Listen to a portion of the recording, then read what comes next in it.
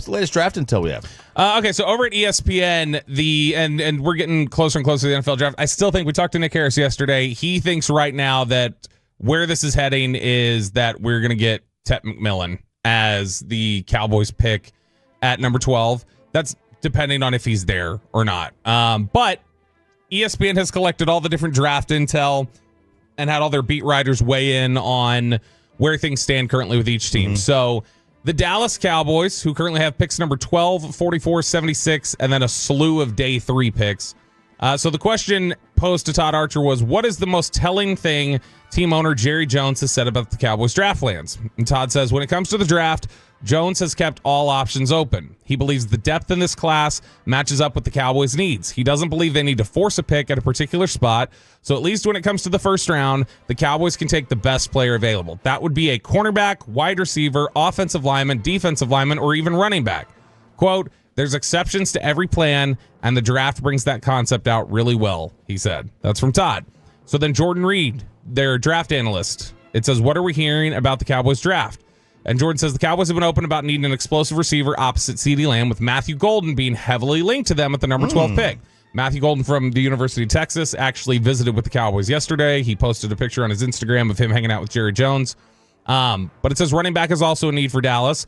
While there has been talk about the Cowboys taking Omari Hampton from North Carolina at number 12, it seems more likely they'll use their second-round pick on a runner. The team has expressed interest in Ohio State running backs Treveyon Henderson and Quinshon Judkins in that spot. So I would be, first off, I'm very surprised Jordan Reed completely skipped over mentioning Tetairoa McMillan, because I think they've been linked to him more than they have Matthew Golden. But, I mean, I guess they had Jordan do the analyze instead of Todd, who's actually here on the ground with boots on the ground.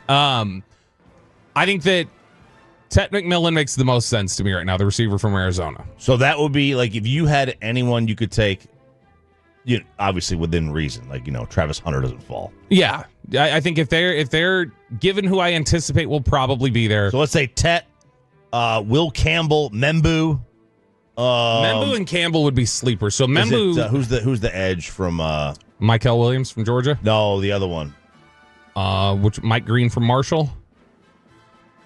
Jalen Walker from Georgia. Yeah, so Jalen Walker's kind of a tweener. I don't know how they'd view him. Okay. I don't know if they'd be like, we need somebody like I think Mykel Williams from Georgia could be a sleeper that they might look at, because they've shown a lot of interest in him during the process. Matthew Golden's a good player. Matthew Golden is a speedster. He's really impressive. He reminds me of Henry Ruggs, and not like off the field, but on the field.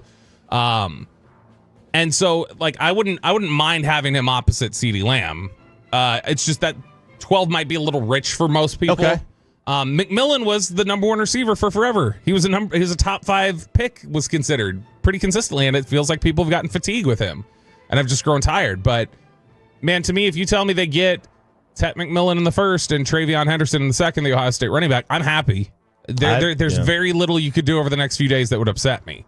I'd be pretty happy with that overall. Now, as the fan text says, they're going to take a linebacker with drop foot in the second. They've already got one, don't they? It's funny when you look at the question of trading back, though. You know how we brought up that question?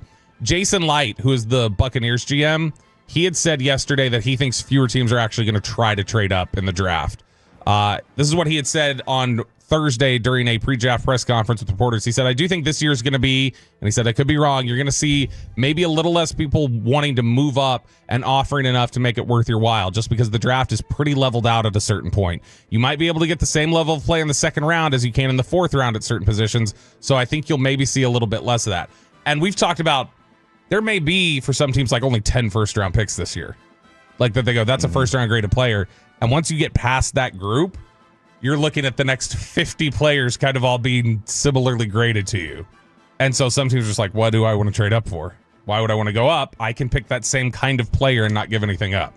And so that's why Dallas is right there on the edge, where if McMillan slides to them, if a first-round pick slides to them, I think no matter what the position, if it's a first-round player, they're taking whoever that is. Because they're going, the value, this is the rarest value opportunity we're going to get in this draft is going to be right here. And that's why I think it could be McMillan, because I think McMillan is a genuine first-round player. Yeah. Well, I mean, look, and then, you know, the best player available versus need versus, I guess, the best player available at a position of value. Like, is that kind of the three but the three kind of different philosophies teams have: need, best player available, or best player available at a position of need, position of value, or a position of need. However you blend the two of the Cowboys generally take a blend approach. So the Cowboys will go. They don't just strictly go best player. If the best player available is a quarterback, they're not taking him.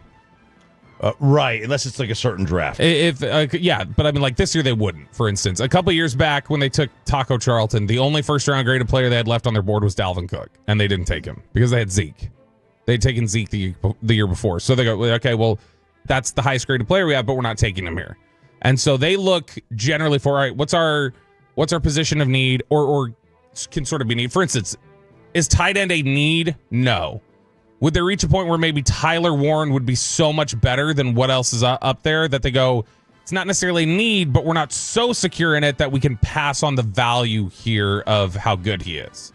And so they kind of will blend the two concepts. I'll be honest, like, could you not see a situation where you have both Warren and Ferg out there, and like you have a Gronk Aaron Hernandez thing?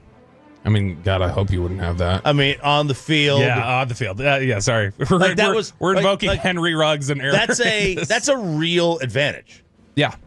No, it is. If you had Gronk, they need a second dynamic pass catcher. If that's Tyler Warren, that's Tyler. If Tyler Warren's there, I would like to see him. I mean, I have no problem. I don't think they would take. I think they'd probably have enough guys graded close to him that they could go somewhere else. But yeah, if they were to trade down, for instance, and then they get White and Tyler Warren sitting there at 16, they may go there. That's clearly the best player left. That's value. That's high value. Then go, all right, we got to take it. And so I think we could. I think we could absolutely see that. 806, is Ollie Gordon not in the draft, or is he Cheeks? No, he's not Cheeks. He's actually a really strong 3-down running back. I think if the Cowboys haven't addressed running back by the 3rd round, maybe I could see him potentially being in play there for them. Cheeks. That's a good question.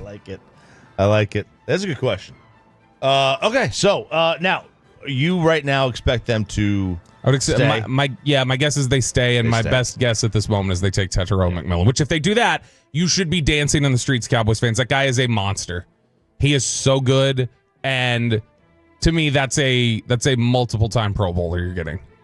Look, I like him. My first choice would be I would take if he's available, Will Campbell, because you want to solidify the trenches. Yeah, if you want to move him to guard, which I think he can play either. I feel like I'm becoming Michael Lombardi.